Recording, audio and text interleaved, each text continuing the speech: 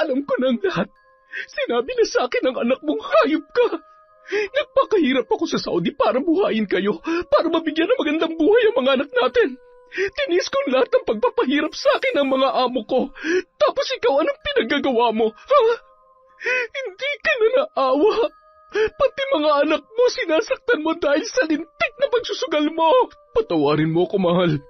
Gusto ko lang naman makatulong sa iyo eh. Nagbabaka sakali lang ako na magiging maayos ang buhay natin kapag nakaipon ako. Anong makatulong? Makakaipon? Sa pagsusugal? Nababaliw ka na. Anong may tutulong sa atin ang pagsusugal mong yan? Napakatanga mo. Ano na nangyari sa atin ngayon? Hindi ko pinupulot ang perang pinadadala ko sa inyo. Kahit pagod na ako, hindi ko magawang magpahinga dahil iniisip ko na kapag nagpahinga ako, paano ko nabubuhayin ang pamilyang ito? Melchor, ikaw may obligasyon na buhayin kami, pero inako ko ang lahat. Tapos, ganito pa ang igaganti mo sa akin.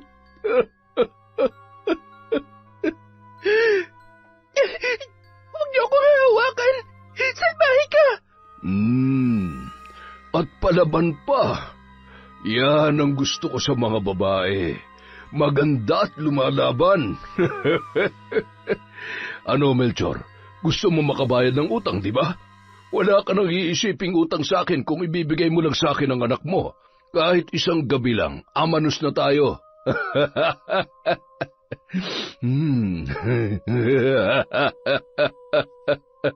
Ang bango-bango mo, iha. Taon 2012, Laguna. Isang umaga, nag-iiyakan ang mga bata habang nagpapaalam si Remy sa kanyang mga anak. Yun ang araw ng pag-alis niya upang makipagsapalaran sa ibang bansa. Dahil sa hirap ng buhay at walang matinong trabaho ang kanyang asawang si Melchor, nag-apply siya bilang isang domestic helper sa Saudi. Nay, huwag po kayong umalis.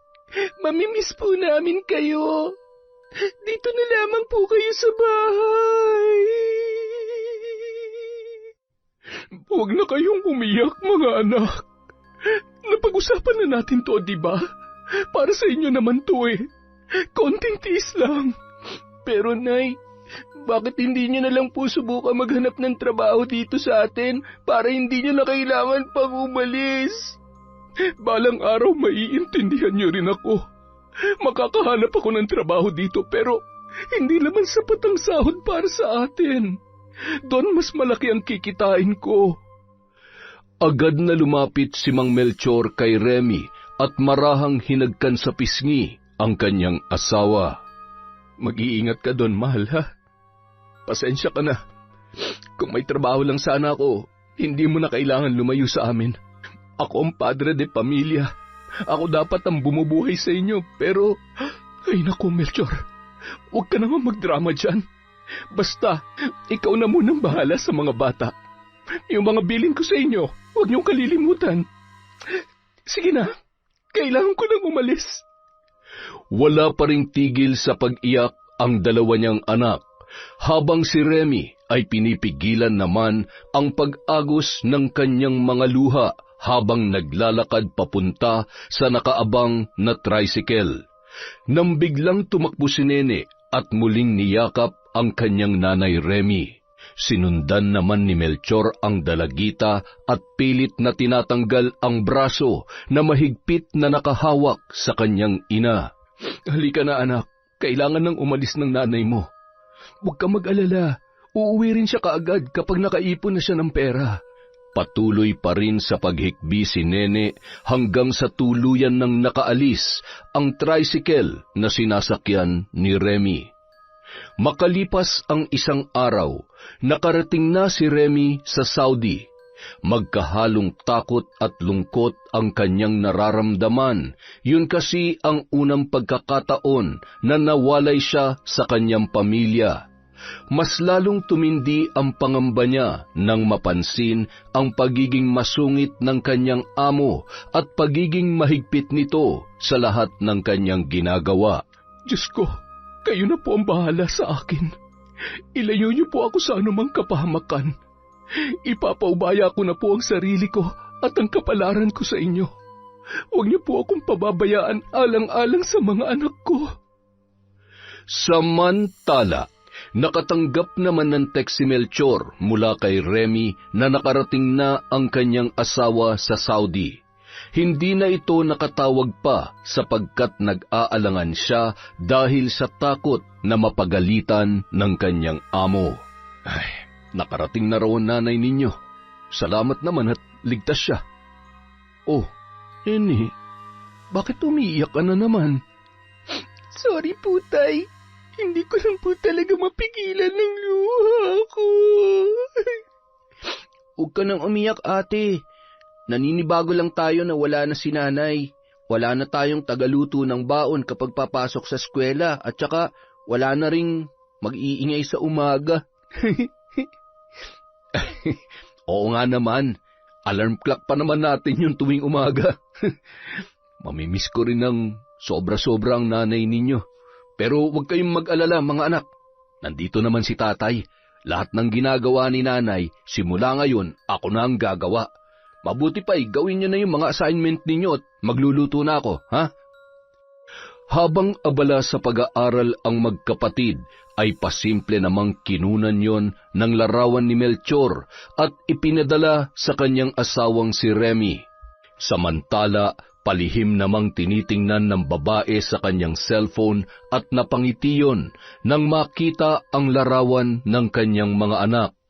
Maya-maya, agad niya naman itinago sa ilalim ng kanyang higaan ang hawak niyang cellphone nang bigla siyang tinawag ng kanyang amo. Sa paglipas ng mga araw, halos walang pahinga sa pagtatrabaho si Remy at kung ano ang tira-tirang pagkain ng mag-asawa niyang amo ay yun lamang ang kanyang kinakain. Halos nanginginig na ang kanyang katawan sa gutom, ngunit tinitiis niya lamang yun. Samantala, habang abala naman si Melchor sa pagsasampay ng kanyang mga nilabhang damit, napalingon siya nang biglang dumaan ang kanyang kaibigan na si Kaloy. Napakasipag mo naman, pre. Ano na? Nanay at tatay ka ngayon?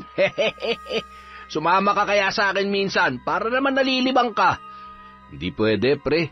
Mahirap malulung sa ganyan. Isa pa, hindi na nga ako matapos-tapos dito sa mga gawaing bahay. Hindi ko pwedeng pabayaan ang mga anak namin at malilintikan ako kay misis. Takot na takot ka talaga kay Mare, no? Siya, basta kapag gusto mo, sabihan mo lang ako, ha? Tapusin mo na yan, baka mapalo ka sa puwet. Nang makaalis si Kaloy, pinagpatuloy naman ni Melchor ang kanyang ginagawa. Pagkatapos niya magsampay, ay maglilinis pa siya ng buong bahay habang nagluluto ng tanghalian. Matapos ang mga gawain, ay ramdam niya ang pananakit ng kanyang likod, sabay umupo sa kanilang pahabang upuan sa sala. Napabuntong hininga na lamang yun, sabay iniisip kung ganun na lamang ba ang kanyang magiging buhay habang panahon. Makalipas ang 1 buwan, natanggap na ni Melchor ang padalang pera ni Remy. Habang nasa eskwela pa ang kanyang mga anak, ay pumunta na muna ang lalaki sa palengke para mamili ng kanilang kailangan, lalong-lalo na ng mga bata. Pagbaba ng tricycle ay napansin niya ang ilan sa mga kapitbahay nilang nagkukumpulan at nakatingin sa kanyang mga pinamili. Ay, tingnan mo nga naman. Baliktad na talaga ang panahon ngayon. Paano ba naman? Napakabatugan. Hindi man lang makahanap na matinong trabaho. Kaya ayun, yung asawa nagsasakripisyo magtrabaho para buhayin ang kanyang pamilya. Kaya nga, nag-aantay na lamang ng padala ng asawa. Hay nako, kung ako sa asawa niyan, isusoli ko talaga yan sa nanay niya. Nanliit sa sarili si Melchor dahil sa kanyang mga narinig. Tiningnan niya na lamang ng masama ang mga babae na nag-uumpukan. Isa-isa yung yumuko at pumasok na lamang sa kani-kanilang mga bahay. Ay nako, wala na talagang ginawa kundi ang pakialaman ng buhay na may buhay. Ay. Maraming beses ding sinubukan ni Melchor na maghanap ng trabaho, ngunit hindi nga lamang siya pinapalad. Minsan naman niyang sinubukan na mag-apply bilang construction worker, ngunit hindi kinaya ng kanyang resistensya ang init at pagod. Kaya naman sa loob ng mahabang panahon ay tinutulungan niya na lamang ang kanyang asawa sa paglalaba, at minsan ay naglalako sila ng ulam at kakanin sa labas ng isang pabrika. Kinabukasan, pasipol-sipol na dumaan si Kaloy sa bahay ni Melchor at ipinakita sa kaibigan ang mga pinamili niyang gamit. Ang dami niyan, pre. Mukhang pumaldo ka yata. Hindi lang pumaldo, pre. Paldong-paldo. Isipin mo, naglilibang lang ako, nagkakapera pa. Kita mo to? Lahat ng to nabili ko dahil sa pinanalunan ko sa sugal. Huwag ka maingay, ha. Ang totoo, sa sugal ko binubuhay ang pamilya ko. Naipagpatayo ko na nga na maliit na tindahan si misis eh. Kaya kung ako sa iyo, pre, subukan mo rin. Sa susunod na araw, sumama ka sa akin. Hindi naman araw-araw suswertehin ka, pre. Sa una lang yan. Marami nang nasira ang buhay ng dahil sa sugal, kaya di kayan susubukan. Ay, subukan mo muna bago ka magsalita ng ganyan, pre. Kahit isang beses lang. Kita mo naman, oh, tiba-tiba ako, oh. Ikaw kasi masyado kang takot, eh. Hindi mo pa nga sinusubukan, umaayaw ka na. Paano mo malalaman? Sige, uuwi na ako, ha? Mula nung araw na yon, halos araw-araw dinadaanan ni Kaloy si Melchor at ipinapakita ang perang napapanalunan niya. Kung minsan ay inaabutan niya pa yon ng balato. Hanggang isang araw, 5,000 na lamang ang natira sa pinadala ng asawa ni Melchor at nasisiguro niya na hindi yun magkakasya hanggang sa susunod na padala ni Remy. Ay, ano kaya kung subukan ko yung sinasabi ni paring Kaloy? Kahit isang beses lang. Kapag nanalo ako ng malaki, magtatayo ako ng negosyo at pauuwing ko ng asawa ko. Hindi niya na kailangan pa magtrabaho sa ibang bansa. Kaya lang, paano kung matalo ko? Sa susunod na nga lang na padala niya para sigurado kung kakapusin ay mangungutang na lang muna ako sa tindahan. Nung sumunod na araw, tumawag si Remy kay Melchor. Mahal, hello? Kumusta kayo dyan ng mga bata? Ayos lang kami, mahal. Ikaw, kumusta ka dyan? Kumakain ka ba sa tamang oras? Nasa eskwela pa yung mga bata. Sayang naman. Miss na miss ka na nung mga yun. Hayaan mo na. Sabihin mo na lamang na tumawag ako. Sabihin mo na miss ko na rin sila, ha? Siya nga pala, mahal. Bukas magpapadala ako ng pera na panggastos nyo dyan. Kung sobra ay ibili mo ng mga materyales para paunti-unti ay maipapaayos na natin ang bahay. Ikaw nang bahalang mag-budget, ha? Sige, mahal. Oo, akong bahala. Sisiguruhin ko na hindi masasayang ang pinaghirapan mo dyan. Okay, mahal. Sige na. Ibababa ko na muna at tinatawag na naman ako ni Madam. Pakisabi na lang sa mga bata, ha? Sige na. Mag-iingat kayo dyan. I love you. Naawa si Melchor sa kanyang asawa nang marinig nito na pinagagalitan yon ng kanyang amo. Mas lalong nadagdagan ang kagustuhan niyang makauwi si Remy kapag sinuwerte siya sa kanyang pinaplano. Kinahapunan. Pre, pwede ba akong sumama sa iyo bukas? Ayos, sa wakas. Nabago ko rin ang isip mo, pre. Sige ba, diskarte lang ang labanan dito. Bukas dadaanan kita, ha? Kinabukasan, maagang nag-asikaso si Melchor sa mga gawaing bahay. Maya't maya rin siyang tumitingin sa kanyang cellphone para tingnan kung pumasok na ang pinadalang pera ng kanyang asawa. Masayang-masaya yun na nagpasalamat kay Remy at agad na umalis para mag-grocery. Nagtabi rin siya ng perang pambaon ng mga bata. Bandang 3:00 ng hapon, dinaanan siya ni Kaloy at agad na rin silang umalis. Gamit ang tira ng pinadalang pera ni Remy na pambilisanan ng mga materyales, yun ang pinampuhunan ni Melchor sa sugal. Kapag sinuwerte ako, mas maraming materyales na mabibili ko para sa pagpapaayos ng bahay namin.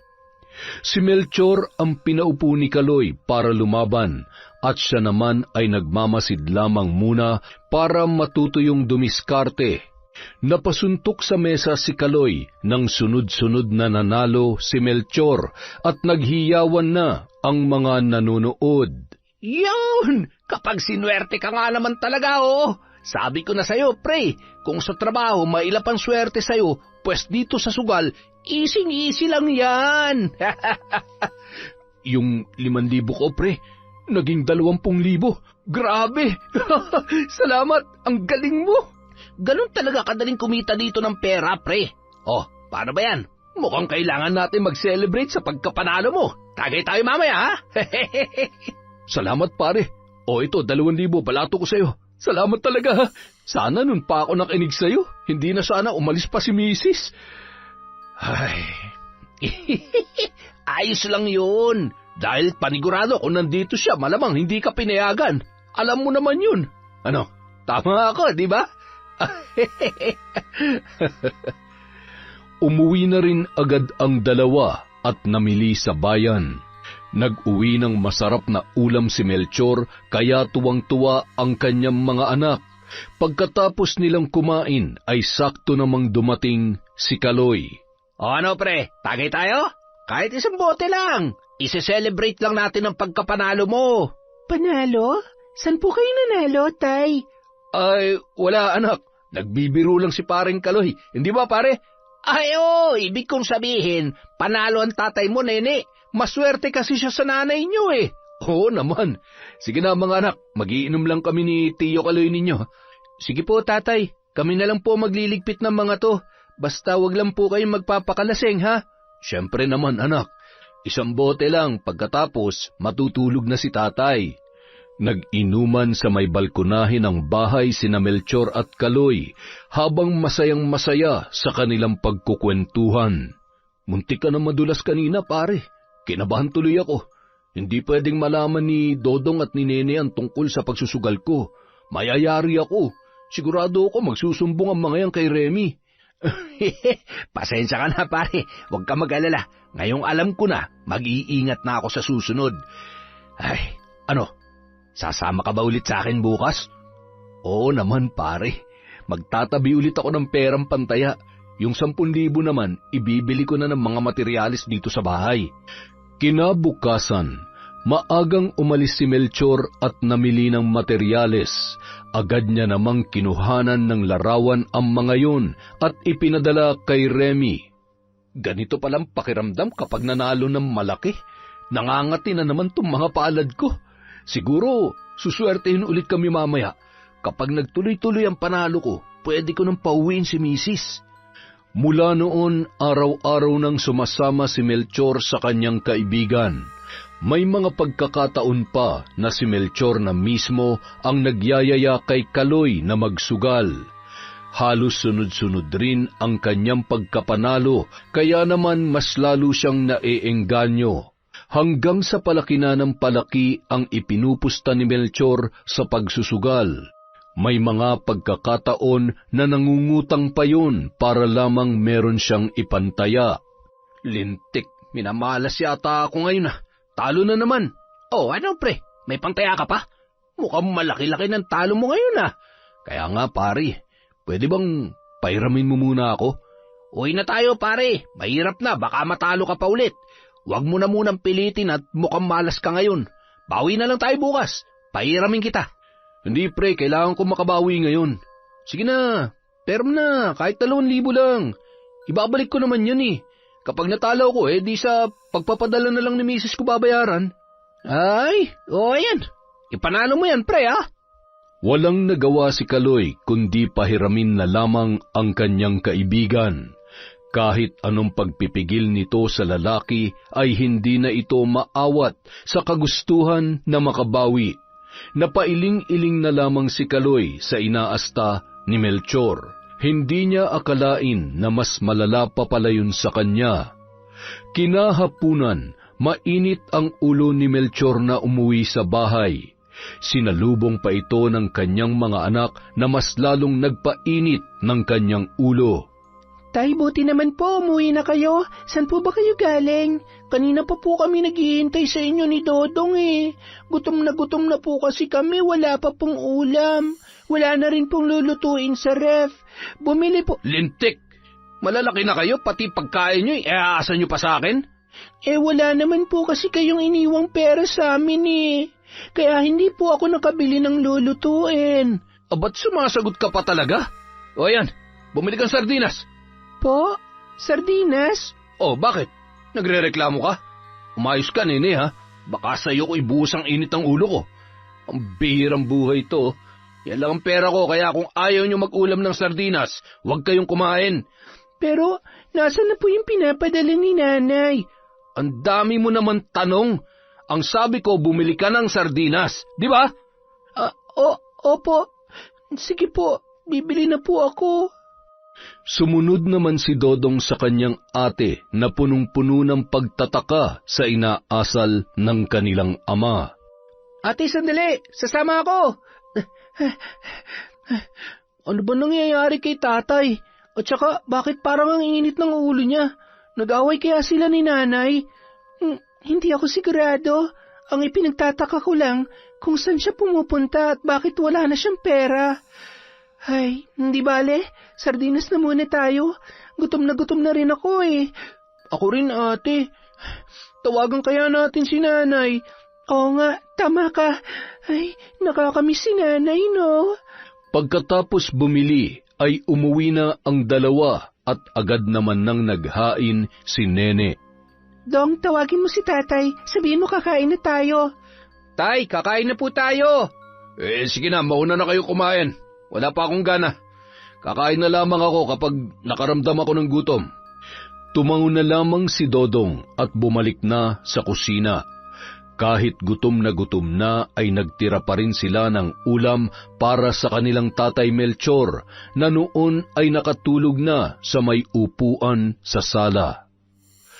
Araw ng Sabado, walang pasok noon si Nene. Habang naglalaba ito sa labas ng bahay, dinig na dinig niya ang pinag-uusapan ng asawa ni Kaloy at ang kaibigan nito. Doon lamang nalaman ng dalagita na nalulung na pala sa bisyo ang kanyang ama. Nabahala siya na baka pati perang pinagpapaguran ng kanyang ina ay winawaldas lamang ng kanilang tatay Melchor. Kailangan malaman ni nanay yung pinagagagawa ni tatay. Kailangan ko siya makausap. Kaya pala madalas mainit ang ulo ni tatay dahil palaging talo sa sugal. At kaya pala hindi pa nasisimula ng pagpapaayos ng bahay. Nakatenga lamang ang mga materyales dito. Ay, paano kaya to? Siguradong magagalit si nanay. Pagkatapos maglaba ni Nene ay palihim niyang kinuha ang cellphone na nakapatong sa lamesa. Sakto namang kasasagot lamang ni Remy ng tawag ng anak nang magising si Melchor at nakita ang dalaga. Nagmamadaling bumangon at inagaw nito ang cellphone kay Nene. Sinong tinatawagan mo? Ako na magsasabi sa nanay mo. Ano bang gusto mo sabihin sa kanya? Ano po? Mangungumusta lang po sana ako at namimiss ko lang po makipagkwentuhan kay nanay. Busy ang nanay mo kaya wag mo siyang istorbohin. Kabilin-bilinan niya na hintayin na lamang natin ang tawag niya. Ilang oras pa ay tumawag na si Remy at agad na sinagot yun ni Melchor. Hindi man lamang sila binigyan ng pagkakataon na makausap ang kanilang ina. Rinig na rinig din ng dalawa ang mga kasinungalingan ng kanilang ama. Sige na mahal, ibababa ko na to at may gagawin pa ako, ha? Mag-iingat ka palagi. Miss na miss ka na namin ng mga anak mo. I love you. Tay, sandali. Pwede pong pakausap kay... Bakit ba kating-katik ang makausap ang nanay mo? Tay, ano po kasi... Ano? Tay, bakit po kayo nagsisinungaling kay nanay?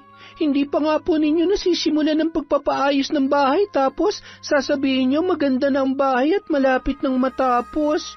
Siguro nga po totoo yung narinig ko. Nagsusugal na rin kayo. Isinusugal niyo po ba yung pera na pinapadala ni nanay kaya lagi kayong umaalis? Kaya itikom mo yung bibig mo, ha? Wag ka magkakamali na magsumbong sa nanay mo. Ginagawa ko naman to para sa kanya at para sa inyo.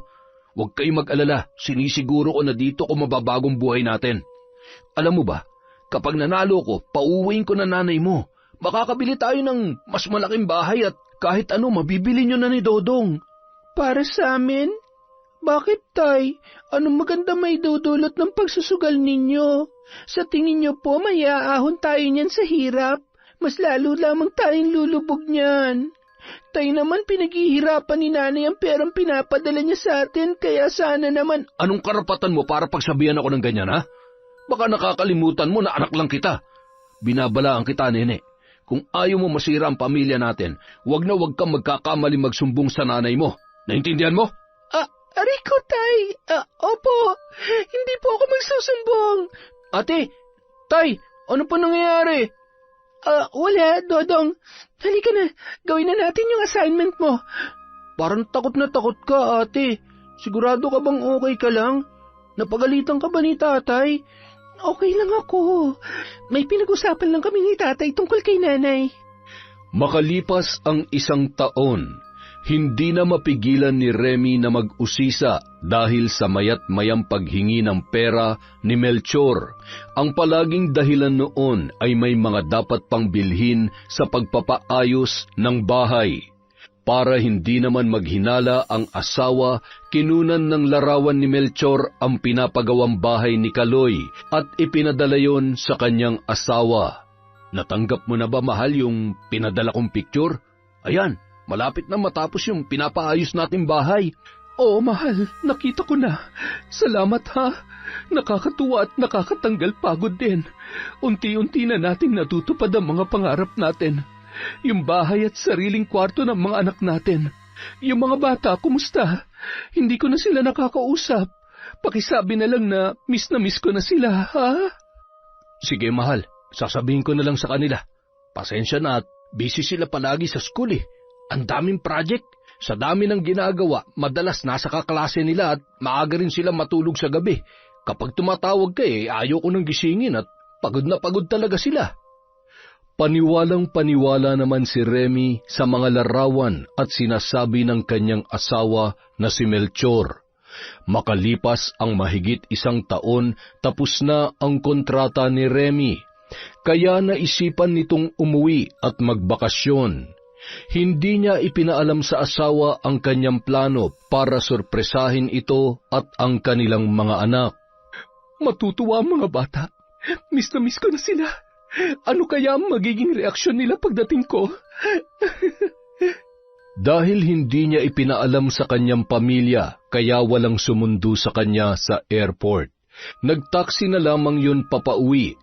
Habang papalapit na ang babae sa kanilang bahay, ay hindi niya mapigilang kabahan. Bakit ganito ang pakiramdam ko? Hindi ko alam kung excited lang ba akong makita ang pamilya ko o dahil sa miss na miss ko na talaga sila. Nang makababa ang babae sa taksing sinakyan, nagulat siya sa kanyang nadatnan. Teka, bakit ganito? Bakit parang ibang-ibang itsura sa mga pinapadala sa akin ni Melchor? Tsaka nung umalis ako, ganito na ang itsura ng bahay namin. Parang walang nagbago. Nanlumo si Remy sa kanyang nakita, kaya naman dali-dali siyang pumasok sa loob. Nanlaki ang kanyang mga mata nang madatnan na kumakain ang kanyang mga anak. Nang mabaling ang kanyang paningin sa ulam ng mga bata, ay halos mapahagulhol siya. Bigla namang tumayo ang dalawa at mahigpit na yumakap sa kanilang nanay Remy. Nanay, miss na miss ka na namin, Nay. Buti na lang po, umuwi na kayo. Mga anak ko, na-miss ko rin kayo. Teka, bakit tuyo lang ang inuulam ninyo? Nasaan ba ang tatay ninyo? Wala pa po kasing ulam eh. Hindi pa po umuwi si tatay. Nagugutom na daw po si Dodong kaya ito na lamang po ang nakita kong pwede namin ulamin. Bakit? Wala bang iniwang pera ang tatay nyo? Nagpapadala ako para may pagkain kayo. At bakit ganito itong bahay natin? Akala ko tapos na to. Nagsisinungaling po si tatay. Tinitipid niya po kami dahil inuubos niya po ang pera sa pagsusugal. Ibang-iba na po si tatay ngayon, Nay. Lagi po siyang galit at minsan po... Sinasaktan ba kayo ng tatay ninyo? Ano? Sabihin niyo sa akin ang totoo. Huwag kayong matakot. Opo, Nay. Kasi lagi pong mainit ang ulo niya kapag natatalo siya sa sugal. Hindi ko mapapalampas ang ginawa niyang ito. Sobra-sobrang ginagawa kong pagsasakripisyo tapos ito ang gagawin niya. Patawarin niyo ako mga anak. Hindi ko alam. Niyakap na lamang ni Remy ang mga bata at hindi niya mapigilang mapahagulhol dahil sa pagkadismaya at galit. Inutusan niya naman si Dodong na bumili ng pritong manok para makakain ang mga yon na maayos. Nang makabili ay pinagsaluhan nila yon. Halos madurog ang puso niya na makita kung gaano kasabik ang mga bata sa pagkain na tila ba gutom na gutom ang dalawa niyang anak. Hanggang sa sumapit na ang gabi, hindi pa rin umuuwi si Melchor. Nakatulog na sina Nene at Dodong habang si Remy naman ay matyagang naghihintay sa pagdating ng kanyang asawa. Palakad-lakad at nakakuyom ang kanyang mga kamao sa sobrang galit na kanyang nararamdaman.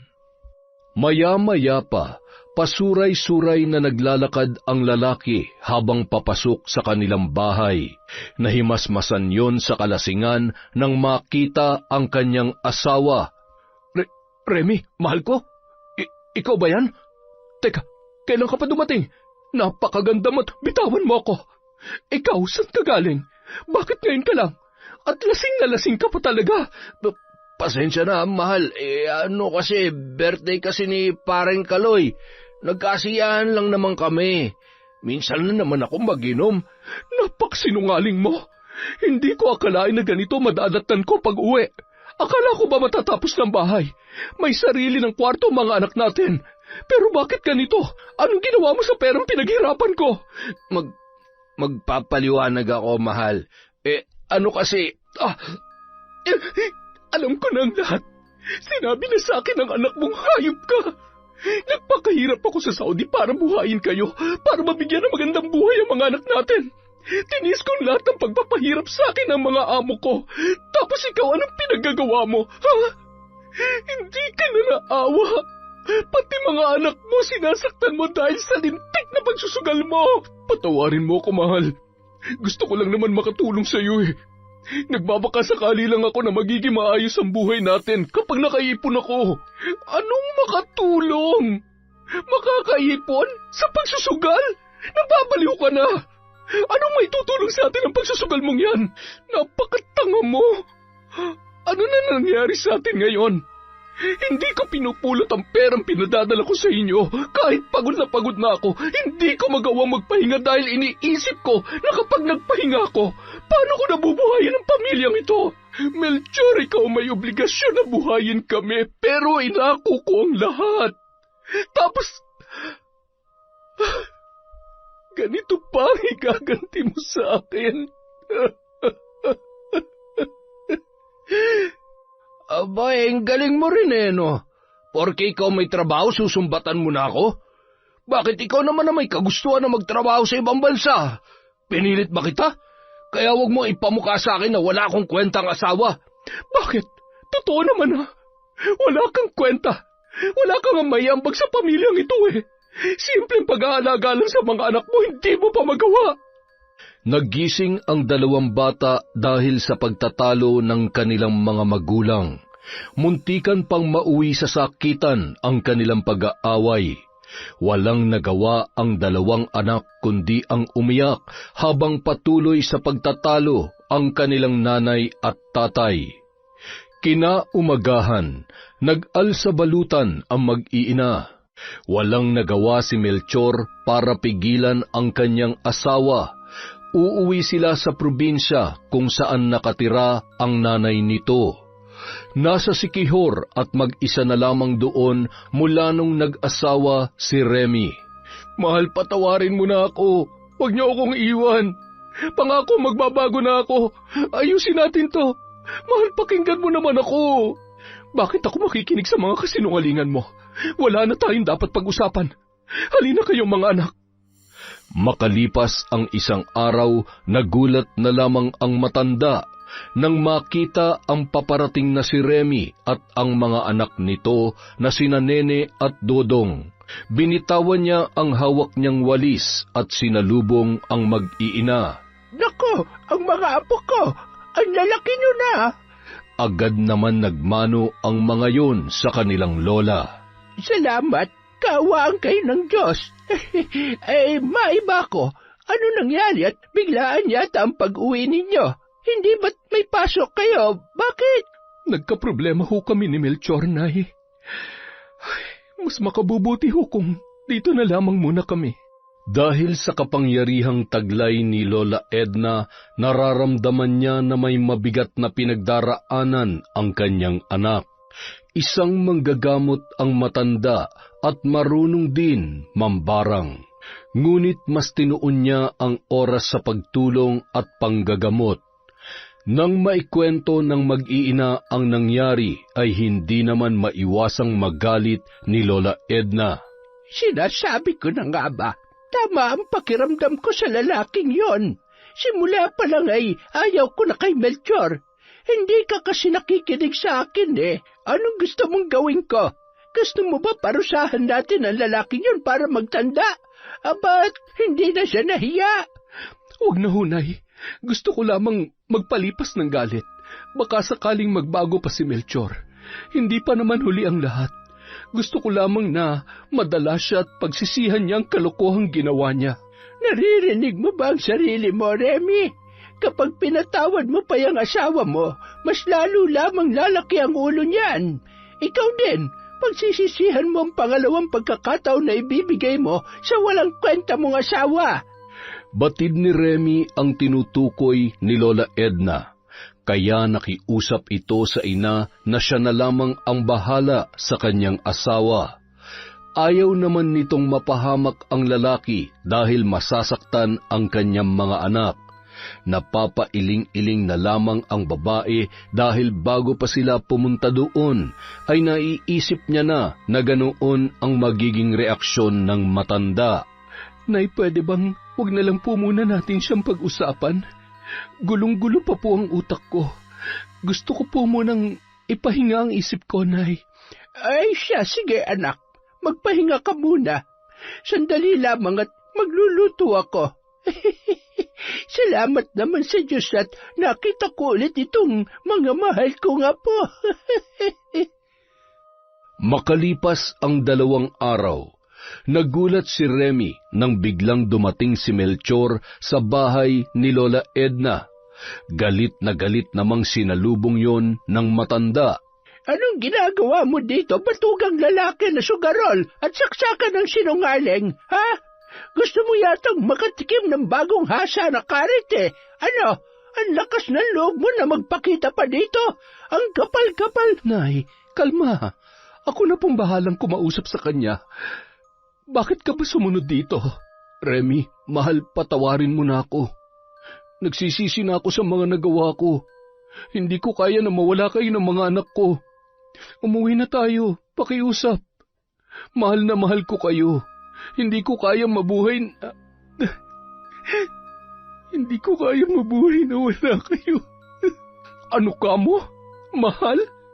Naririnig mo bang sarili mo? Kung mahal mo ang pamilya mo, sana inisip mo kami bago ka gumawa ng kalokohan. Kaya umalis ka na. Hindi ka na namin kailangan. Hindi na kami babalik sa'yo. Remy, makinig ka naman sa akin. Nene, Dodong, mga anak, patawarin niyo na si tatay. Isinara nila ang tarangkahan at hindi man lamang pinapasok ang lalaki. Remy, hindi ako aalis dito hanggat hindi niyo ako pinapatawad at hindi ko kayo kasama pabalik. Sige na, mahal, umuwi na tayo. Please, nagmamakaawa ako sa inyo. Magbabago na ako. Makalipas ang ilang oras na natili roon si Melchor na nagmamakaawa, hanggang sa bumuhos ang malakas na ulan at basang-basa na ang lalaki. Nanay, kawawa naman po si tatay. Baka po magkasakit siya. Parang nadurog ang puso ni Remy nang makita ang kalagayan ni Melchor, kaya pinapasok niya na ito sa loob ng bahay at binigyan ng pamalit na damit. Ilang oras lang at nagsimulang umubo ang lalaki, inaapoy na yon ng lagnat. Dahil sa naging sitwasyon ni Melchor at sa patuloy na paghingi nito ng tawad sa asawa, nagawa siyang patawarin ni Remy. Sa katunayan, sumama na sila pabalik sa Maynila. Bago sila umalis, kinausap muna ni Lola Edna ang kanyang anak. Binabalaan kita, Remy. Sana'y hindi mo pagsisihan ang iyong desisyon. Minsan nang nagkamali si Melchor, hindi ka ba nadadala? Mauulit at mauulit lang ang kawalang hiyaan ng asawa mong yan. Hindi kita pinalaki para maging tanga. Ay, ewan ko sa iyo. Mula noon hanggang ngayon ay matigas pa rin ang ulo mo. Ngunit saksakan ka ng katangahan pagdating sa pag-ibig. Nay, sana naman po ay maintindihan niyo ko. Ama pa rin po siya ng mga anak ko. Tama naman po ang mga bata. Isa pa, mukhang seryoso naman na siya sa mga pangako niya sa aming mag-iina. Ay, sana nga. Dahil sa susunod na gumawa pa siya ng kalokohan, patawarin ako ng Diyos, pero baka kung ano nang magawa ko sa kanya. Makalipas ang isang linggo, simula nang makabalik sina Remy sa Maynila ay nakita niya ang pagbabago ng kanyang asawang si Melchor. Kaya napanatag ang kanyang kalooban at nagdesisyon na bumalik ulit sa pagtatrabaho sa ibang bansa. Salamat naman, Melchor, at tinupad mo ang mga pangako mo. Sana magtuloy-tuloy ng pagbabago mong yan. At sana, kahit wala ako, ipagpatuloy mo kung anong nasimulan mo ngayon. Ha? Anong ibig mong sabihin, mahal? Saan ka pupunta? Huwag mong sabihin na babalik ka ulit sa Saudi. Oo, kailangan kong bumalik. 2 taon lang naman. Magsisimula ulit tayo. Kailangan natin makabangon muli.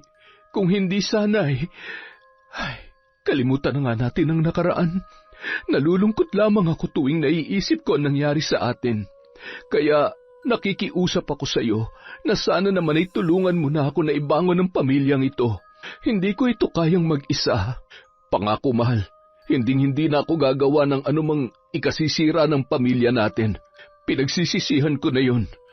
Lingid sa kaalaman ni Remy, palabas lamang pala ang lahat ng ipinakikita ng kanyang asawa. Marami siyang pinagkakautangan noong mga panahon na yon, kaya kailangan niyang makagawa ng paraan para makapagbayad.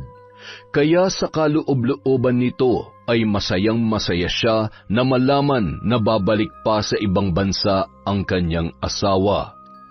Makalipas ang 1 buwan, dahil sa nakampante na si Remy sa pinakikitang ugali ng kanyang asawa, ay nagdesisyon na itong bumalik sa Saudi. Tinawagan niya ang kanyang ina at ipinaalam ang kanyang desisyon. Ano? Babalik ka pa sa abroad? Hindi ka pa ba nadala, Remy? Talagang iiwanan mo na naman ang mga anak mo sa walang kwenta mong asawa? Ay, hindi na talaga kita maintindihan. Nay naman, nangako si Melchor na aalagaan niya na ang mga bata at nagbago na po ang asawa ko. Magtiwala po kayo sa akin, alam ko po ang ginagawa ko. Napabuntong hininga na lamang si Lola Edna. Hindi naman siya pinakikinggan ni Remy kaya hinayaan na lamang ng matanda ang kanyang anak sa mga desisyon nito. Makalipas ang ilang buwan, nang makaalis ang babae, ay bumalik sa dating gawain si Melchor, na labis namang ikinabahala ng kanyang mga anak, lalo na si Nene. Tay, saan po kayo galing?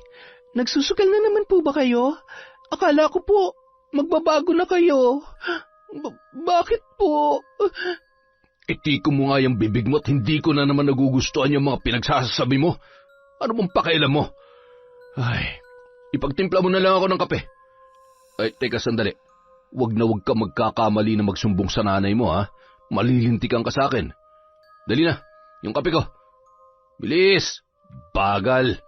Mas lalong naging mainitin ang ulo ng lalaki at madalas na pinagbubuntunan nito ng galit ang kanyang mga anak.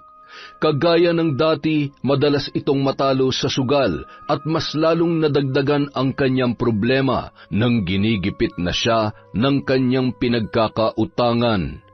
Dahil sa mga nangyari, naging sigurista na rin si Remy kaya hindi niya na rin buwan-buwan pinapadalhan si Melchor at limitado na lamang ang kanyang ibinibigay. Labis yung ikinainis ng lalaki dahil nagkapatong-patong na ang kanyang utang. Nagpapalista na rin lamang sa tindahan sina Nene at Dodong kapag wala silang makain at direkta na yung binabayaran ni Remy buwan-buwan. Lintik na buhay to. Akala ko pa naman mapapasarap ang buhay ko kapag bumalik ulit sa abroad yung Remy na yun. Saan ako kukuha ng pambayad sa mga utang ko? Kung bakit ba naman kasi palagi na lang akong minamalas eh. Buisit talaga. Kinausap ni Melchor si Kaloy para tulungan siya na makahanap ng bagong mauutangan para makabawi siya sa mga naipatalo niya. Sinamahan naman ni Kaloy ang kaibigan sa kanyang tinuturing na boss na si Ramon. Dahil sa kaibigan siya ni Kaloy ay hindi nag-atubili na pautangin ng lalaki hanggang sa nabaon na naman siya sa utang at hindi niya na rin yun magawang bayaran. Asa na ba yung kaibigan mo, Kaloy? Hindi na nagpapakita sa akin Abay, paano na yung inutang niya? Hindi pwedeng hindi niya ako bayaran. Malaki-laki na rin na nakuha niya sa akin. Ano, ganun na lang ba yun? Huwag po kayo mag-alala, boss. Sasabihan ko po si paring Melchor. Abay, dapat lang. Kilala mo ko, Kaloy. Alam mo kung paano ako magalit at kung ano ang kaya kong gawin. Napilitang magtago si Melchor dahil wala pa rin siyang pambayad kay Boss Ramon. Hanggang sa matunton at sapilitang kinuha siya ng mga tauhan nito. Boss, pangako babayaran kita. Bigyan mo lamang ako ng sapat na panahon. Abay, matagal na panahon na yung binigay ko sa iyong palugit, pero mukhang pinapaasa mo lamang ako. Baka hindi mo alam kung anong pwede kong gawin sa'yo. Kaya kitang ipakulong o kaya naman ay patayin ng walang kahirap-hirap. Ayaw ko pa naman sa lahat ay yung sinungaling at yung ginagago ko. Boss, maawa po kayo sa akin. Gumagawa naman po ako ng paraan para makabayad sa inyo. Bigyan niyo lang po ako ng 1 linggo. Pangako, babayaran ko kayo. Makalipas ang 1 linggo, takot at kinakabahan si Melchor dahil wala pa rin siyang makuhang pera na ipambabayad kay Ramon. Pinuntahan siyang muli nito kasama ang ilang kalalakihan. Ipinagulpi siya ng lalaki. Boss, parang awa niyo na. Bigyan niyo pa ako kahit 2 araw na lang. Nakikiusap ako. Lintik ka, Melchor. Ilang araw at linggo nang binigay kong palugit sa'yo tapos sumihirit ka pa? Habang nagmamakaawa, biglang nabaling ang tingin ni Boss Ramon kay Nene na noon ay takot na takot. Napalitan ng ngiti ang mukha ni Ramon na kanina lamang ay nag-aapoy sa galit. Dahan-dahan nitong nilapitan ang dalaga at hinawakan sa muka. Huwag niyo akong hawakan! Salbahe ka! At palaban pa. Yan ang gusto ko sa mga babae. Maganda at lumalaban. Ano, Melchor? Gusto mo makabayad ng utang, di ba? Wala ka nang iisiping utang sa akin kung ibibigay mo lang sa akin ang anak mo. Kahit 1 gabi lang, amanos na tayo.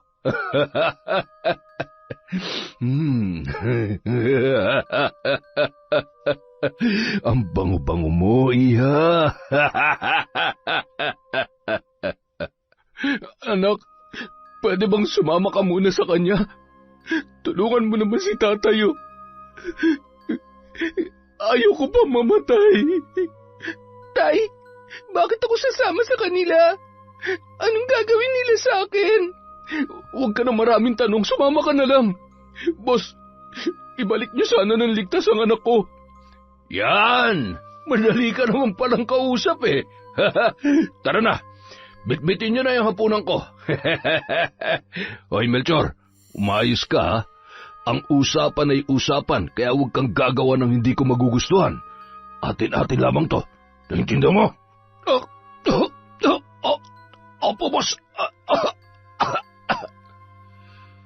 Sa pilitang isinama si Nene ni Boss Ramon. Pilit namang inaawat ni Dodong ang mga lalaking bumitbit kay Nene, ngunit nasaktan lamang ito nang itulak ng isa sa mga yun. Bitiwan niyo ako! Tay, tulong! Tulungan niyo po ako! Maawa po kayo sa akin! Tay! Saan niyo ako dadalhin? Tay! Tulong! Ate! Saan niyo dadalhin ang ate ko? Tay, tulungan natin si ate! Hayaan niyo na lang po bang kapatid ko na kunin ang mga lalaking yon? Siya bang ipinambayad niyo sa utang ninyo? Ang sama-sama ninyo! Ate! Wala nang nagawa pa si Dodong para iligtas ang kanyang kapatid. Tumigil ka na, Dodong. Wala na akong magagawa kundi ang sundin ang kagustuhan ni Boss Ramon. Kita mo naman kung gaano karami ang mga yon, tapos may mga baril pa. Kapag nanlaban pa tayo, tiyak na mapapahamak lamang tayo. Hindi naman nila papatayin ang ate mo eh. Makakauwi pa rin yun dito. Isusumbong ko kayo kay nanay. Wala kayong kwentang ama. Kinasusuklaban ko kayo. Nung mga oras na yon, umalis din si Melchor na tila ba walang nangyari. Makalipas ang ilang oras, nagising si Nene na nakatali at napapahiyaw sa bawat paso ng sigarilyo habang humahalakhak si Don Ramon sa kanyang ginagawa. Tulong! Tulungan niyo ako! Tama na, pakawalan niyo ako dito! Napakaingay mo naman. Huwag ka nang pumalag. Masasaktan ka lang eh. Alam mo ba na sa laki ng utang ng tatay mo, hindi sapat ang isang gabi na serbisyo mo?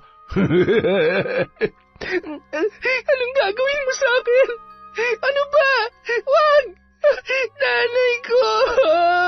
Ano ba? Yan! Kaya mo naman palang manahimik eh. Batang-bata at napakaganda. Sariwang-sariwa. Hindi na ako lugi sa'yo. Kinabukasan, nagising na lamang si Nene na walang saplot at nananakit ang buong katawan. Dali-dali niyang dinampot ang kanyang mga damit at nagbihis. Wala ni isang tao siyang nakita sa lugar na yun, kaya agad siyang nagtatakbo at pinara ang isang tricycle. Naawa naman ang lalaki sa kalagayan ng dalaga, kaya naman hinatid siya noon sa tapat ng kanilang bahay. Nene, sige na, pumasok ka na sa bahay ninyo. Wala siya sa sariling binuksan ang kanilang tarangkahan. Sobrang nag-alala si Dodong para sa kanyang ate nung mga oras na yon. Hindi niya magawang magsumbong sa ina dahil itinago ng kanyang ama ang kanyang cellphone. Maya-maya pa ay dumating ang kanyang kapatid na si Nene. Ate, ano nangyari sa'yo? Sinaktan ka ba nila? Ate, magsalita ka. Bakit may pasa at mga sugat ka, ate? Patuloy naman sa pagpatak ang mga luha ni Nene habang niyayakap ito ng kanyang kapatid. Nagkataon naman na wala doon ang kanilang ama, kaya naisipan ng binata na umalis at umuwi sa kanilang lola para humingi ng tulong. Yun lamang ang tanging alam niya na pwedeng lapitan dahil nasa ibang bansa ang kanilang ina. Sinamantala ni Dodong ang pagkakataon habang wala ang kanyang ama. Habang inaayos ni Nene ang mga gamit na dadalhin, ay humingi ng tulong si Dodong sa kanilang kapitbahay at tinulungan sila na makasakay at binigyan ng pamasahe. Naawa ang mga yun nang ikwento ng binatilyo ang nangyari. Nang makarating sa probinsya at nalaman ni Lola Edna ang ginawa ni Melchor, ay lalo lamang nadagdagan ang galit nito. Ay, Diyos ko! Kaya pala hindi ako mapalagay. Hayop talaga ang Melchor na yon. Humanda siya. Pagbabayaran niya ito. Tinawagan ni Lola Edna si Remy para ipaalam ang nangyari sa kanyang anak na si Nene. Nay, kumusta siya? Anong ginawa ng hayop na yun sa anak ko? Nagahasa ang anak mo dahil sa hayop mong asawa. Isinugal niya rin pati kaligtasan at puri ng apo ko. Hindi ko lubos maisip na magagawa niya ito. Ay, Diyos ko! Hayop siya! Mapapatay ko na talaga siya! Kasalanan ko to, Nay. Kasalanan ko ito. Kasalanan mo talaga. Sinabi ko naman kasi sa'yo. Bakit ba naman kasi hindi ka man lamang nakikinig sa akin? Huwag ka mag-alala. Panahon na para pagbayaran niya ang mga kasalanan niya. Pati na rin ang walang puso na gumawa nito sa apo ko. Buhay ang magiging kabayaran ng ginawa nila kay Nene. Nung araw ding yun, kailangan kong pagbayarin ng mga taong gumawa nito sa apo ko. Lalo ka na, Melchor. Hayop ka. Paano mo ito nagawa sa sarili mong anak? Ikaw na ama at dapat na pumoprotekta sa kanya. Matitikman ninyo ang bagsik ng aking kapangyarihan. Ipaparanas ko sa inyo ang dobleng sakit at puot na pinagdaanan ng apo ko. Masahol ka pa sa demonyo, Melchor. Pagbabayaran mo ito hanggang kamatayan. Inilabas ni Lola Edna ang kanyang mga gamit sa panggagamot. Pinahiran ng langis ang ulo ng dalaga at nilagyan ng gamot ang mga pasa at sugat na natitiyak niyang paso ng sigarilyo. Napapaluha ang matanda na makita ang mga sugat na yon. Patuloy rin ang bahagyang pagdurugo ng dalaginding na labis nilang ikinabahala. Mabuti na lamang at nadala yon sa mga dahon at halamang ugat na pinakuluan at ipinainom kay Nene. Nang mahimbing nang natutulog si Nene at si Dodong na pagod rin sa biyahe, ay sinimulan niya na ang ritual sa pambabarang.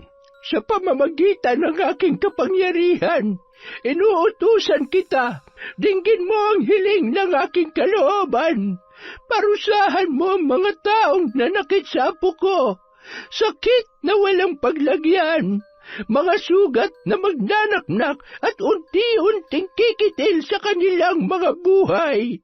Walang tigil sa pagsusuka ng nakakasulasok na putik at buhangin hanggang sa matuyo ang kanilang lalamunan. Isinusumpa ko, magdurusa kayo hanggang sa tuluyan na kayong mamatay. Patuloy sa pag-usal ng mga salita si Lola Edna na siya lamang ang tanging nakakaunawa.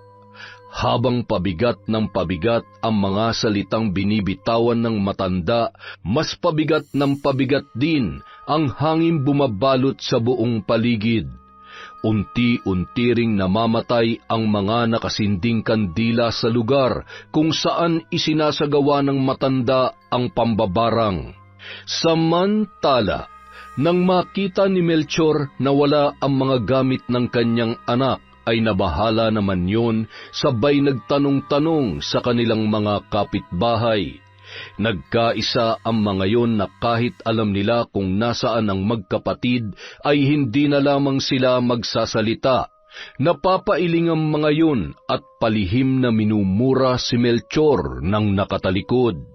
Ay, grabe! May sapi na yata ng demonyo yung si Melchor. Sinira ang buhay niya pati ng mga anak niya. Walang konsensya. Kawawa naman yung mga bata pati na rin si Remy. Samantala, Habang kumakain ng hapunan si Ramon ay biglang sumakit ang tiyan nito at parang nasusuka. Nagmamadaling tumakbo ang lalaki sa banyo. Ano ba nangyayari sa akin? Bakit ganito ang pakiramdam ko? Teka, bakit ganito ang isinusuka ko? Ang baho at... Hindi ito maaari. Tulong! Tulungan niyo ako! Biglang nataranta ang katulong ni Ramon at agad na pinuntahan ang kanyang amo. Nandiri at hindi kinaya ng katulong ang amoy ng sinusuka ng lalaki. Walang humpay ang pagsusuka nito. Hindi na ito lumalabas ng banyo dahil mayat maya ay may umaagos na likido sa kanyang bibig. Boss, okay ka lang? Nagtanong ka pa talaga, hindi mo ba nakikita? Dalhin mo ako sa... Saan, boss?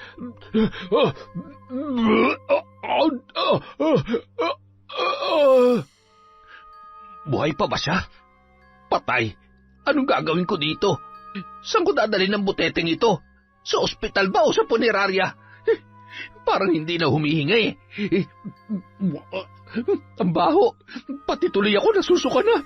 Kamamatay lang, amoy bulok na agad.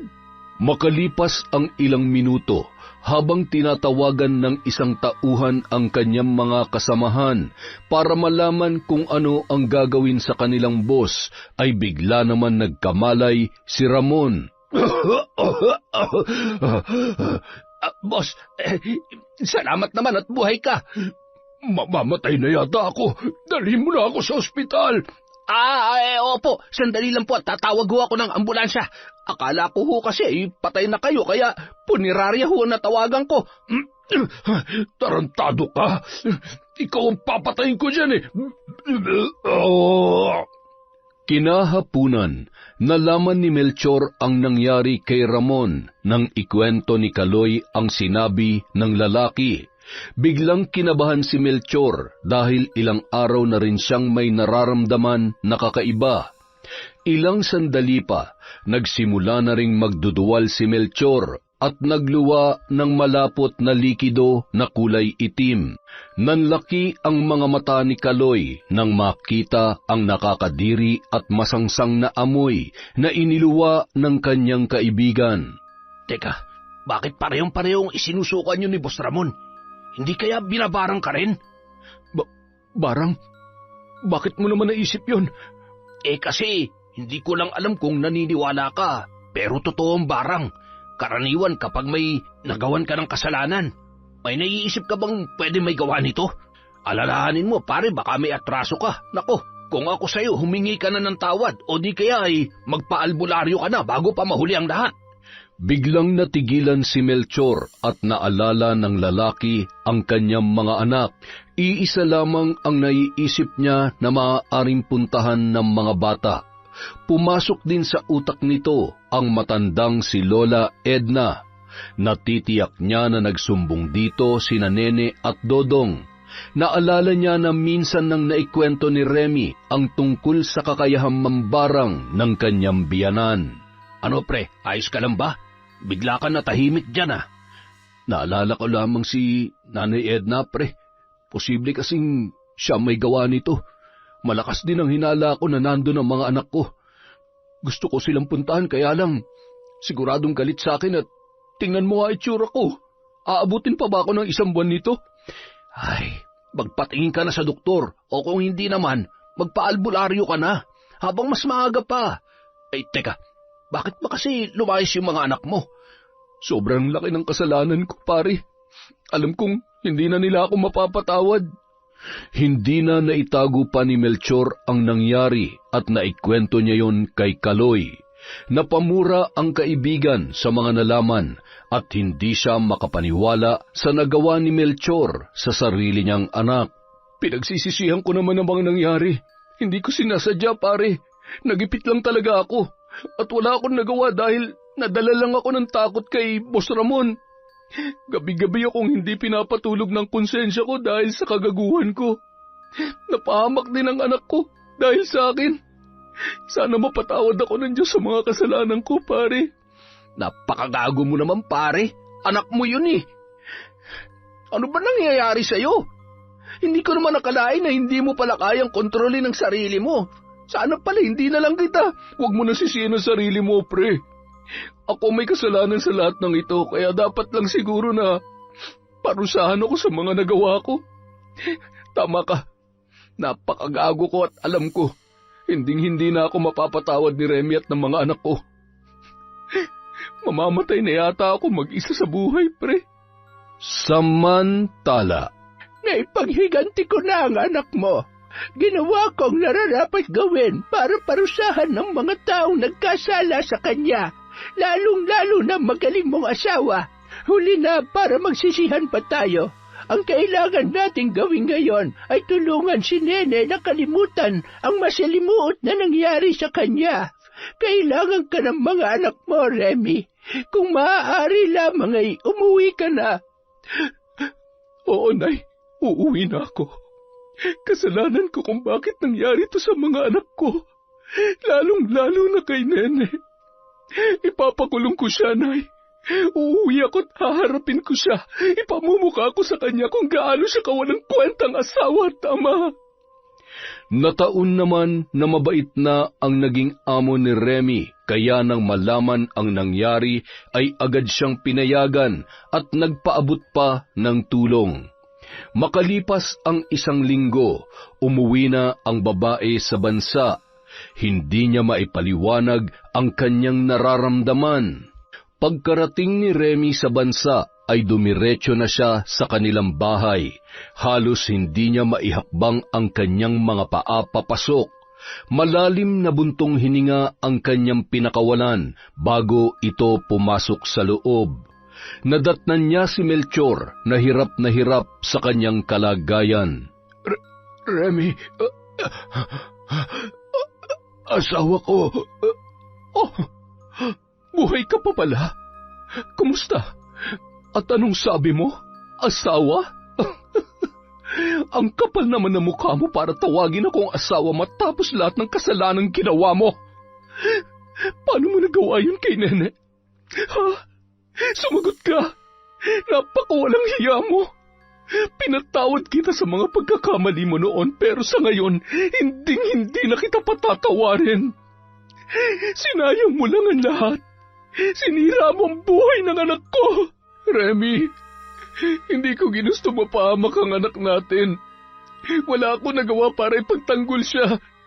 Naduwag at natakot lamang ako. Hindi ko sinasadya yun. Maawa ka naman sa akin. Hirap na ako. Maawa? Nagpapatawa ka ba? Para malaman mo, ni katiting na awa, wala na akong nararamdaman para sa'yo. Wala akong ibang maramdaman para sa'yo kundi galit at panditiri. Tama lang na mabulok ka na at uurin hanggang mamatay ka. Patawad, Remy. Remy, saan ka pupunta? Huwag mo akong iiwan. Remy! Tumigil ka na. Wala ka na ba talagang alam gawin kundi ang magpaawa? Alam mo kung meron man akong pinagsisisihan, yun na yung binigyan kita ng pangalawang pagkakataon para sirain ang pamilya natin at sirain ang buhay ng anak ko. Kaya bitawan mo ako at kapag nandilim ang paningin ko, baka ako pa mismong pumatay sa'yo. Dahan-dahan na binitawan ni Melchor ang kamay ng kanyang asawa at nagpatuloy na lamang yun sa pag-iyak. Matapos ang madamdaming tagpo ni na Remy at Melchor, ay agad na umalis ang babae. Dumiretso na siya sa probinsya kung saan naroroon ang kanyang mga anak. Nang marating ni Remy ang bahay ng kanyang ina, nabitawan nito ang kanyang mga bitbit nang makita si Nene na nakaupo at tulala na nakatanaw sa malayo. Nene, anak ko. Patawarin mo si nanay. Pangako, hindi ko na kayo iiwan. Huwag ka mag-alala, ha? Nandito na si nanay. Hindi ko na kayo pababayaan. Patawarin mo ko, anak. Bigla na lamang tumulo ang luha ni Nene habang yakap-yakap ng kanyang ina. Napayakap na rin ang kapatid niyang si Dodong at hindi niya na rin mapigilan ang umiyak. Nakita naman ni Lola Edna ang mga tagpong yun na halos dumurog sa kanyang puso. Mabuti naman, Remy, at nakauwi ka na. Tingnan mo nangyari dyan sa mga anak mo dahil sa katangahan mo dyan sa walang kwenta mong asawa. Kung nakinig ka lamang sa akin noon, di sinsanay. Tama na po, inay. Hindi na natin maibabalik pa ang nakaraan. Hindi ko naman ginusto na mangyari ito sa mga anak ko. Huwag niyo na po akong sisihin, Nay. Hindi ko na alam ang gagawin ko. Ano pa nga ba magagawa natin kundi tanggapin ang pagkakamali mo? Pero hindi ako papayag na hindi ko maipaghihiganti ang aking apo. Nay, gusto ko silang ipakulong. Gusto kong hindi na kailangan. Ako na mismo ang gagawa ng paraan. Sa katunayan, patay na ang walang awang humalay sa apo ko. At ngayon, yung magaling mong asawa ang sunod kong papatayin. Walang kapatawaran ang kanyang ginawa. Nay, sana hindi pa huli ang lahat para maibangon ko ang pamilya ko. Kahit kami na lamang mag-iina, hindi ko maintindihan kung bakit nangyayari to.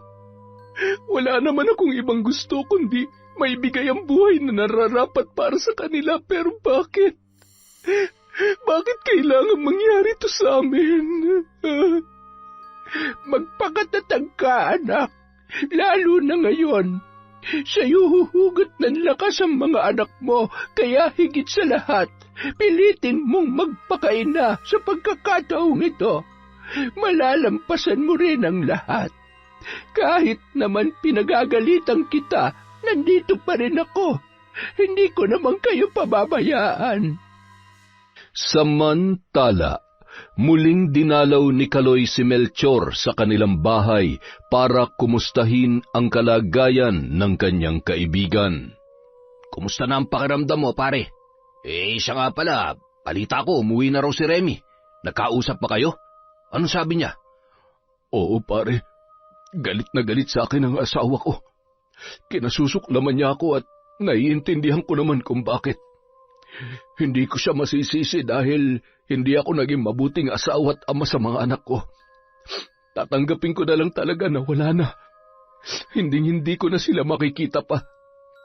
Iniwan na nila ako. Pare!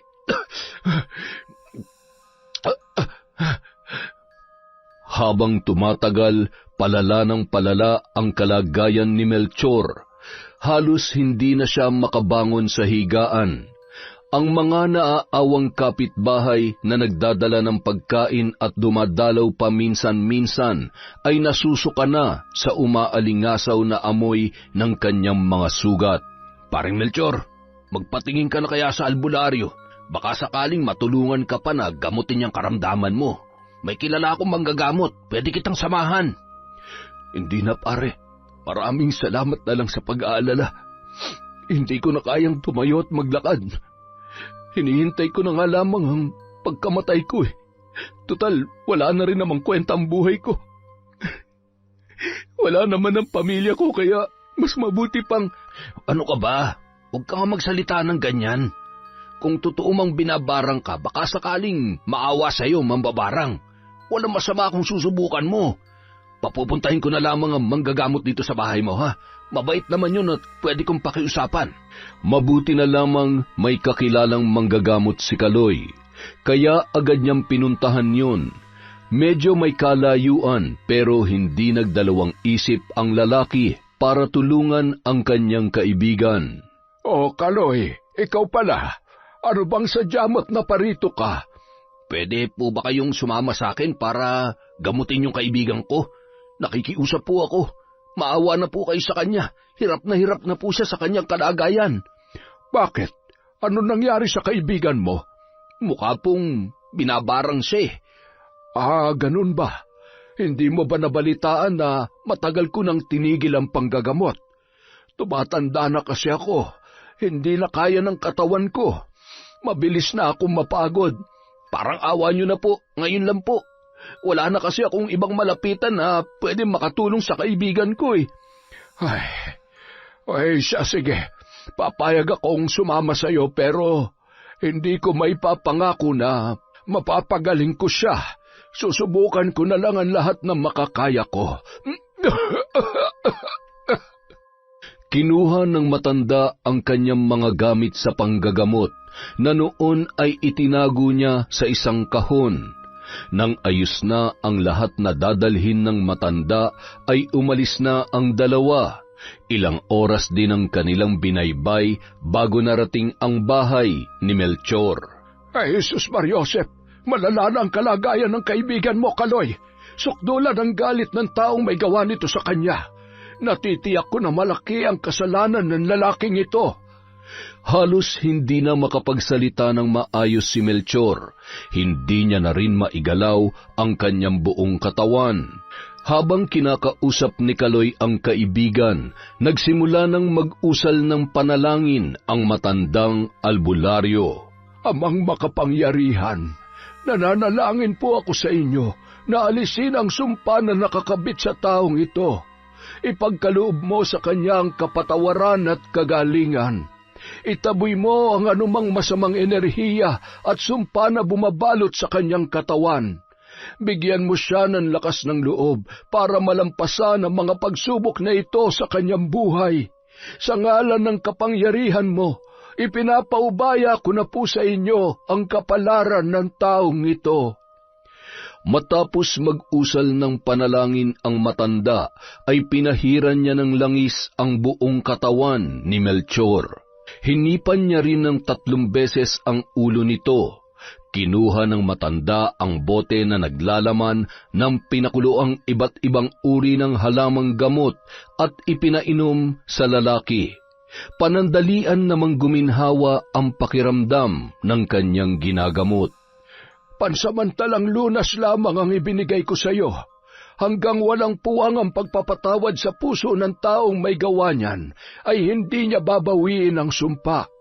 Panalangin, yan lamang ang natitira mong armas para labanan ang sumpang nakakabit sa iyong katawan. Maraming salamat po sa tulong ninyo. Sana kay magawa pa nila akong patawarin. Huwag kang mawalan ng pag-asa. May awa ang Diyos. Huwag ka lamang makakalimot na tumawag sa Kanya. Paano ba yan? Ako'y tutuloy na at medyo nananakit na naman ang likod ko. Mahirap talaga kapag tumatanda na. Ihahatid ko na po kayo para hindi po kayo mahirapan sa biyahe. Abay, dapat lang. Madilim na at wala akong flashlight. Ayaw ko namang mangapa at gumapang sa daan. Makalipas ang 1 linggo, hindi pa rin tumitigil sa pagsasagawa ng orasyon si Lola Edna. Minsan na rin itong pinigilan ni Remy, ngunit hindi yun nagpaawat. Kahit papaano may kaunting awang nararamdaman ng babae para sa kanyang asawa. Ngunit mas matimbang ang galit at awa sa kanyang mga anak, kaya hinayaan niya na lamang ang kanyang ina. Nay, siguro naman ho ay sapat na ang pagpapahirap natin sa kanya. Natatakot lamang ho ako para sa inyo. Alam niyo naman hong meron niyang kapalit. Baka kung mapano pa kayo. Wala akong pakialam kung isanla ko pa ang kaluluwa ko sa demonyo. Lahat ay gagawin ko para sa aking mga apo. Kung ano mang balik ang mangyari sa mga ginawa ko, hinding-hindi ko pagsisisihan yon. Samantala, hindi matiis ni Kaloy na dalawin si Melchor sa kabila ng kalagayan nito. Halos nakatakip na ang ilong ng lalaki kapag dumadalaw siya sa bahay ng kaibigan. Malayo pa lamang ay dinig niya na ang mga nakakabinging tunog ng mga bangaw. Nadatnan niya ang kaibigan na hirap na sa paghinga. Pare, ano nangyayari sa'yo? Sandali at pupuntahan ko yung matandang albularyo, ha? Hihingi ulit ako ng tulong sa kanya. Huwag na, pare. Hirap na ako. Gusto ko na magpahinga. Hindi ko na kaya. Maraming salamat sa tulong mo. Tatanawin kong malaking utang na loob sa'yo hanggang sa kabilang buhay. Gusto ko na matapos ang paghihirap na nararamdaman ko.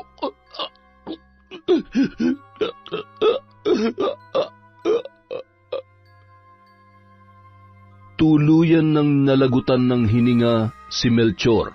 Makalipas ang ilang sandali, inilibing na rin yon sa araw ng kanyang pagkamatay. Kawawa naman ang sinapit ni Melchor. Namatay siya na hindi man lang naalala ng pamilya. Naaawa kayo dyan? Karma niya na siguro yun sa ginawa niya sa anak niya. Ang mga taong ganyan hindi dapat magtagal dito sa mundo. Buhay pa'y nasusunog ng kaluluwa sa impyerno. Ay, ewan. Huwag na nga lang natin siyang pag-usapan. Baka multuhin pa tayo ni Melchor dahil pinagchichismisan pa natin siya. Makauwi na nga't medyo madilim na. Magluluto pa ako ng hapunan namin. Samantala, Nay, wala na raw po si tatay. Kahit ginawa niya yun kay ate, mahal na mahal ko pa rin po siya. Siya pa rin po ang tatay ko. Wala na tayong magagawa, anak. Nangyari na nangyari. Sa ngayon, ipanalangin na lamang natin ang paggaling ng ate mo. Ipanalangin din natin ang kaluluwa ng tatay mo na sana kung nasaan man siya ngayon, pinagsisihan niya na sana ang kanyang mga kasalanan. habang nag-uusap sina Remy at Dodong, nasa gilid naman nakaupo si Nene at nag-uunahang pumatak ang kanyang mga luha.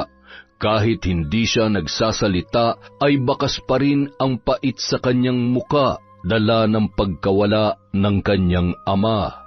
Tapos na, Apo. Nakamit na natin ang hustisya. Nagbayad na mga taong nagkasala sa'yo. Isa na lamang ang hinihiling ko ngayon, ang tuluyang ka ng gumaling. Mahal na mahal kayo ni Lola. Niyakap ni Lola Edna si Nene at pinunas ng matanda ang luhang pumapatak sa mga mata nito. Kahit isang salita ay wala pa ring lumalabas sa bibig ng dalaga, pero kitang-kita sa kanyang mga mata na marami siyang nais sabihin. Makalipas ang isang buwan, minabuting dalawin ni Remy ang puntod ng kanyang asawang si Melchor. Sa tulong ni Kaloy, itinuro sa kanila kung saan inilibing ang lalaki. Isinama rin ng babae ang dalawa niyang anak. Sa kabila ng mga ginawa mo, lalo na sa anak natin, gusto ko lang malaman mo na hindi pa rin nawala ang pagmamahal namin sa iyo. Lalo na nung panahon na kapos man tayo ay mabuti ka pang asawa at tatay sa mga anak natin. At gusto ko ring ipaalam sa iyo na pinapatawad ka na namin. Parang nabunutan ng tinik sa dibdib si Remy nang kausapin niya ang asawa kahit puntod na lamang ang kanilang nakita. Si Nene naman ay muli na namang tumulo ang mga luha habang hinahawakan ang puntod ng kanyang ama. Malimit pa rin itong magsalita, ngunit kahit wala mang lumalabas na boses sa kanyang bibig, ay marami rin itong sinasabi sa kanyang isipan. Makalipas ang mga araw, linggo at buwan, unti-unti nang nagkakaroon ng pagbabago si Nene. Hindi na ito madalas tulala at malayo ang iniisip. Hindi rin tumitigil sa panggagamot si Lola Edna sa dalaga. Dinadala na rin siya ng kanyang ina sa isang psychiatrist para sa tuluyang paggaling nito. Nay, Dodong, Lola Edna? Anak, nakakapagsalita ka na. Diyos ko, salamat po. Dininig ninyo ang panalangin ko. Maraming salamat po at pinagaling niyo na ang anak ko. Maluha-luha, dala ng labis na saya nang makita ni Remy ang malaking pagbabago ni Nene. Maayos na nilang nakakausap ang dalaga at kapansin-pansin ang panunumbalik ng sigla sa mukha nito, pati na rin ang kanyang magandang ngiti. Nagpasya si Remy na wag nang bumalik sa dati nilang bahay at doon na lamang sa probinsya ipagpapatuloy ang panibago nilang buhay. Hindi na rin naisip ng babae na muling bumalik sa ibang bansa para magtrabaho. Gamit ang naipong kaunting pera ay nagpatayo siya ng maliit na tindahan sa tabi ng bahay ng kanyang ina. Doon na rin pinagpatuloy ng magkapatid na sina Nene at Dodong ang kanilang pag-aaral. Aba, ang galing ng tindero ko, kain lang ng kain ah. Mukha yatang malulugi ang tindahan ko dahil sa tagabantay kong ito ah. Si nanay talaga, hindi niyo naman ako sinasahuran, kaya ito na lang ang bayad ko. Aba, siningil pa talaga ako. Ano kaya kung pagbayarin kita sa bigas na kinakain mo? Ikaw talaga, halika nga dito, pakurot nga si nanay at pakis na rin sa binatilyo kong napakagwapo. Nay, binata na po ako, huwag niyo na akong kukurutin. O siya, sige, payakap na lamang si nanay. Baka naman po gusto niyo akong isali. Ay, teka, sandali lang. Sasali din ako dyan.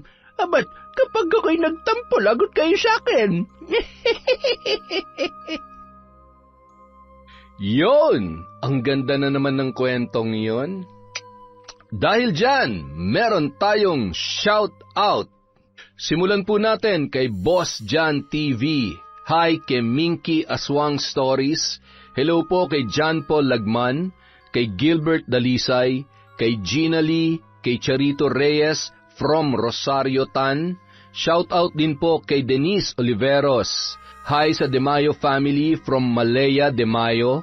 Hi kay Doug kay Mardy Bakery from Teresita Perez. Hello kay Carlita Nocerale, kay Danilo Candido Jr. Hello po kay Ate Aya. Shout out kay Jamaica Laksina. Hi kay Ryan Alba, Loretta Bobes, Peter Bobes from Elidia Bobes. Hello po kay Bicolanang Magayon, kay Chodolo Tingguha, kay Luzil De Lima. Hi kay Pisyang Molina, kay Mr. Arman Stories. Hello po kay Becca 8C, kay Erickson Morris from Barner Baki. Hi po kay Sean Samuel Sebastian from Chonchamcheb. Hello rin po kay Evelyn Baula, kay Sionificacion. Hello po kay Resel Galope, kay Richel Adapon, kay Paula Tan, kay Matsarol, kay Lady Dam, kay Corazon Ingay. Hello po kay Alondra Mig Kampong, kay Femisa. Hello po kay Hilda Gabuya. Shout out kay Hazel Alcontin, kay Mariam Bautista, kay Tita Tessie.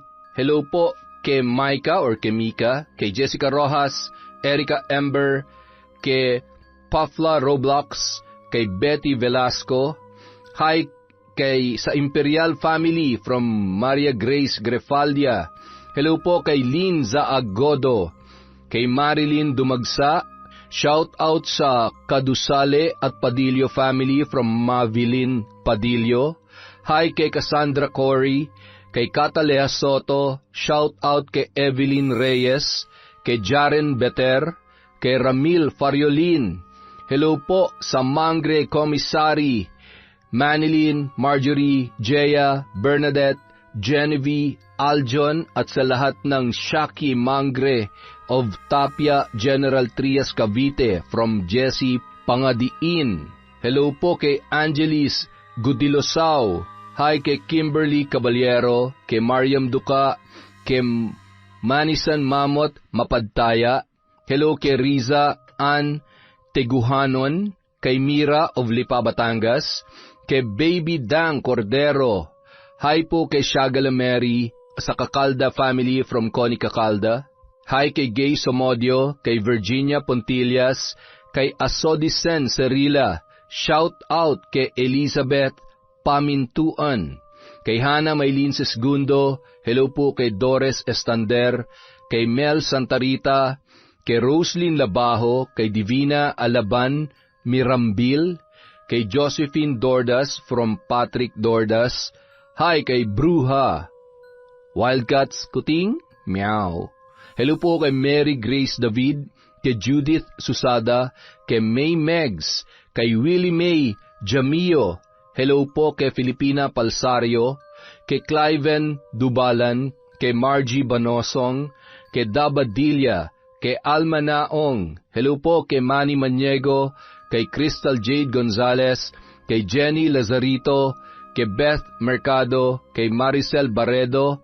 Hi kay Beth and Ernie Rosales, Irene and Omi Anilio, kay Baby Cabral, Christy Ryan, and Kiel from Tita Estela da Silva. Hello po kay Marites Nalika, kay Turks Ornido Canyeso. Hi kay Mea Espiritu sa AAJ Garment ng Dapdap Tarlac. Hi Joanne, Melanie, Alex at Nanay Evie. Hi po kay Lance Tupas, Fred Castro from Abel Hipolito. Hi po kay Pureza Tagiwalo, kay Timothy Gabriel, sa AAN Official, sa Kinya 114. Hi kay Chrisgel Mamado, kay Maria Galoes.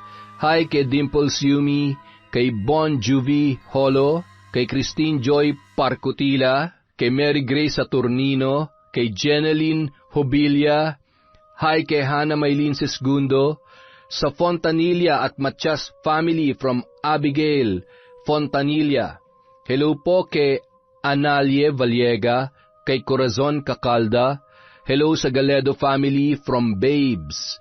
Hello po sa Bagaforo Nene, kay Cat Burglar Cutie. Hi kay I Love Traveled, kay Cecil Vlog, kay Natividad Tolibao, kay Pasiano Guerrero. Hello kay Paquito Rosario Tan, Vivian Escando, kay Jesus Kamangian from Jack. Hello kay Sari Loldan, kay Eileen Garcia.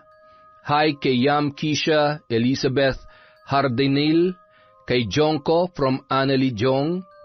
Hi kay Mary Grace Grefalja, kay Russell Galope, kay Emily Cusino, kay Lynn Ferrer TV. Hi po kay Noemi Garcia Pabunan, kay Genevieve Virtusio, Mary Jane Canal. Hello po kay Linda Ledesma. Hi kay Sang-o, kay Maylene Benicio Canja. Hi kay Johnny Mendoza from Brandon Bass. Hello po kay Marisa Abelio at kay Irish 24. Para po sa mga hindi natin nabanggit, marami pa po tayong video, nililista lang po lahat ni Enteng. Kung nasan man po kayo, maraming salamat po sa pagbibigay nyo ng oras sa Kwentong Enteng. Mag-iingat po kayo, alagaan po natin ang ating mga sarili para sa mas matagal pa nating pagsasama sa Kwentong Enteng.